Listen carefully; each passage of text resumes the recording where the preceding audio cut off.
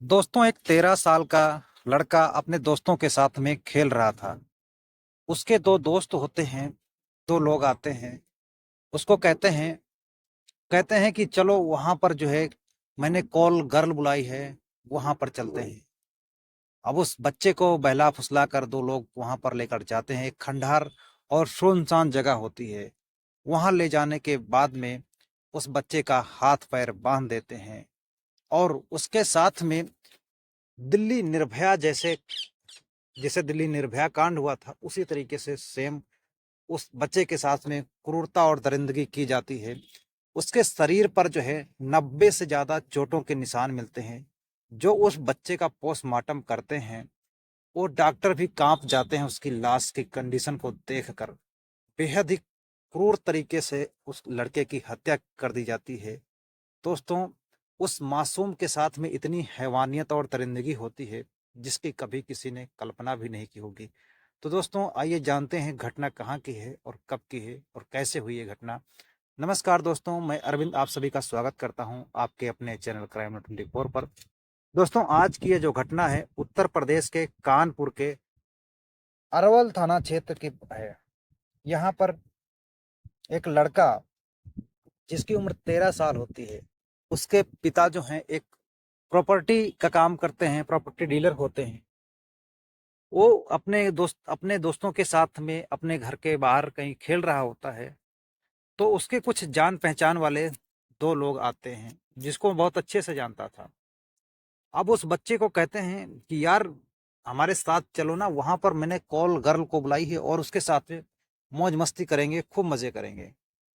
अब वो बच्चा होता है, उसको नहीं समझ होती है कि आखिरकार ये झूठ बोल रहे हैं या सही बोल रहे हैं। अब वो लड़का जो है उन लोगों के साथ में चला जाता है और जब वहां जाता है तो एक तीन आरोपी होते हैं। तीन। अब वहां रस्सी होती है, उस रस्सी को जब देखता है तो कहता है कि ये रस्सी क्या करोगे। वो लोग कहते हैं इस रस्सी को जो काल गर्ल है ना, उसको बांध कर उसके साथ में मौज मस्ती करेंगे, संबंध बनाएंगे।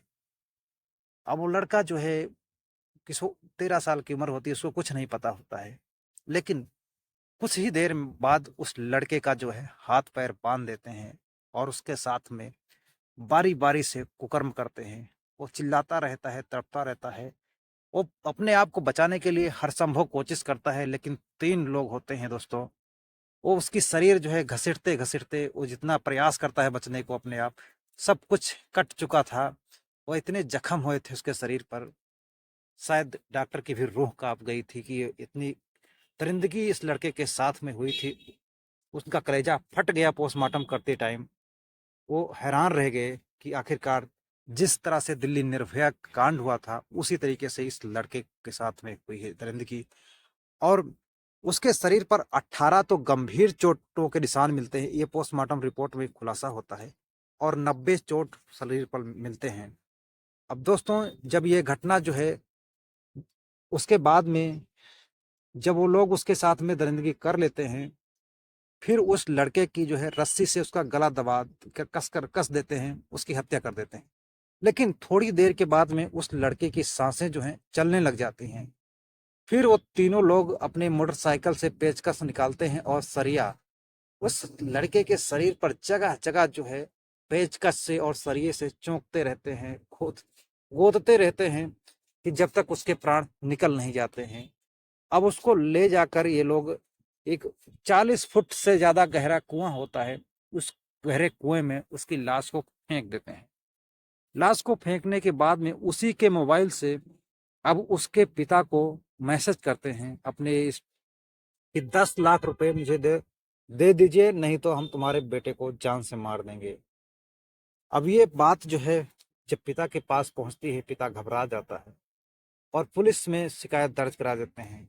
और पुलिस जो है मामले को गंभीरता से लेते हुए अब छानबीन शुरू कर देती है। आखिरकार लाश को बरामद कर लिया जाता है और दो आरोपियों को तो गिरफ्तार भी कर लिया जाता है। जब उनसे सख्ती से पूछताछ कर पुलिस करती है, रिमांड पर लेती है, उसके बाद में वो सच्चाई उगलते हैं तो ये सारी घटना बयां करते हैं कि किस तरह से मैंने उस लड़के को बहला फुसलाकर अपने साथ ले गया और किस तरह से उसके साथ में ये दरिंदगी की पूरी घटना की वो एक एक कड़ी खोल देते हैं। और एक आरोपी जो है अभी भी पुलिस के गिरफ्त से बाहर है। पुलिस उसकी गिरफ्तारी के लिए छापेमारी कर रही है और इस पोस्टमार्टम के बाद में इस बच्चे के लाश को जो है घर वालों को सौंप दिया गया। भगवान न करें किसी भी बच्चे के साथ में, किसी के बच्चे के साथ में ऐसी दरिंदगी ना हो। इस तरह से जिस निर्मम उसकी हत्या कर दी गई और बहुत ही क्रूर तरीके से उस बच्चे के साथ में ये घटना घटी। दोस्तों, आज भी हमारे समाज में सरकार जो है चाहे जितना मर्जी दावा कर ले, लेकिन अपराधियों के जिस तरह से हौसले बुलंद होते जा रहे हैं, शायद इस पर एक और सख्त कानून बनने की जरूरत है।